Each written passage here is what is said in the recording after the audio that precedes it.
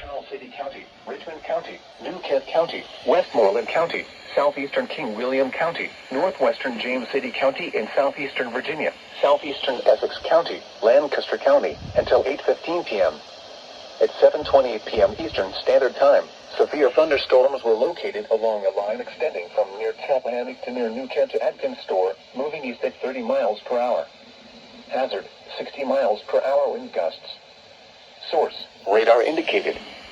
Impact, expect damage to trees and power lines.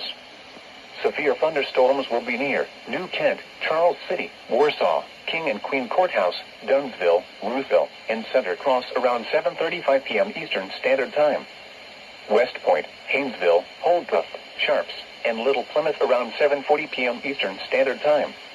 Jamaica, Farnham, and Barhamsville around 7:45 p.m. Eastern Standard Time. Tono, Churchview, Maratico, and Shackelford's around 7:50 p.m. Eastern Standard Time. Rodley and Norge around 7:55 p.m. Eastern Standard Time. Other locations impacted by these severe thunderstorms include Eltham, Kalaman Landing, Three-Way, Croker, Wayside, Belle Isle State Park, Rose Garden, Liels, Crouch, and Westmoreland. Remain alert for a possible tornado. Tornadoes can develop quickly from severe thunderstorms. If you spot a tornado, go at once into the basement or small central room in a sturdy structure. For your protection, move to an interior room on the lowest floor of a building.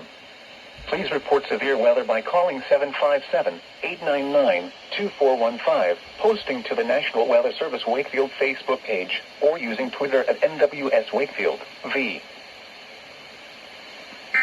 V.